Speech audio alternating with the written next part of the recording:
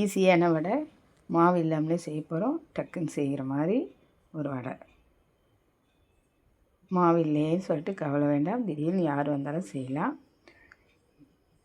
அதுக்கு முன்னாடி நம்ம சேனலை சப்ஸ்கிரைப் பண்ணிக்கோங்க, லைக் பண்ணுங்கள், இதை செஞ்சு பார்த்துட்டு கமெண்ட் பண்ணுங்கள். இப்போது நம்ம ஒரு பாத்திரத்தில் 2 கப் தண்ணி வச்சுக்கோங்க. 1 கப் சேமியானாக்கா அது தண்ணி நல்லா கொதிச்ச அப்புறம் சேமியாவை சேர்த்துக்கோங்க. சேர்த்துட்டு அடி பிடிக்காமல் கிளறி விடுங்க. தண்ணி கொச்சதுனால இது போட்ட உடனே அடி பிடிக்கும்.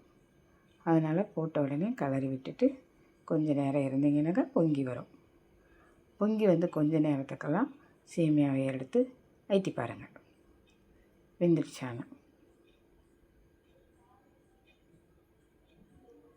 நான் ஒரு கையில் ஃபோன் வச்சுன்னு ஒரு கையில் அழுத்தி பார்க்குறதுனால அப்படி இருக்குது. நீங்கள் சாதாரணமாக செய்யும்போது எடுத்து அழுத்தி பாருங்கள். இப்போது ஆஃப் பண்ணிவிட்டு உடனே தண்ணி கலந்து எடுத்து தண்ணி வெடிச்சிடுங்க.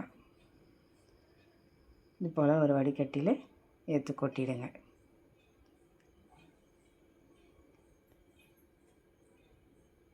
இப்போது சாதா ஜில்லு தண்ணி ஊற்றி அலசிட்டு ஒரு பாத்திரத்துக்கு மாற்றிக்கோங்க.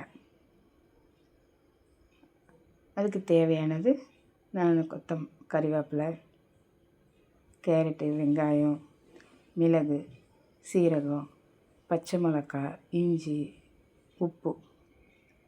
இப்போது நான் 2 ஸ்பூன் அளவு அரிசி மாவு சேர்த்துக்கிறேன். அரிசி மாவு இல்லைன்னா மைதா சேர்த்துக்கோங்க, அப்படி இல்லைன்னா கடல மாவு சேர்த்துக்கோங்க. மாவு கொஞ்சம் சேர்த்திங்கன்னா நல்லாயிருக்கும். இது போல் தட்டி விடுறதுக்கு நல்லா கொஞ்சம் அழுத்தமாக இருக்கும். ஒரு கடாயில் எண்ணெய் ஊற்றி தேவையான அளவு எண்ணெய் ஊற்றிக்கோங்க. ஊற்றின்னு திட்டமாக தட்டி போட்டுக்கோங்க வடை.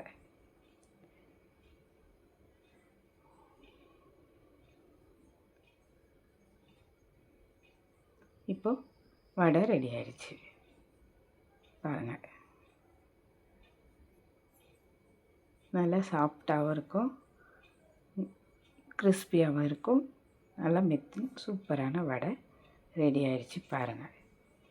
டக்குன்னு செய்யலாம், ஈஸியாகவும் செய்யலாம். நீங்கள் ட்ரை பண்ணி பாருங்கள்.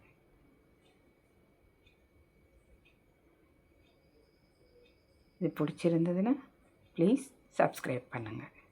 நன்றி.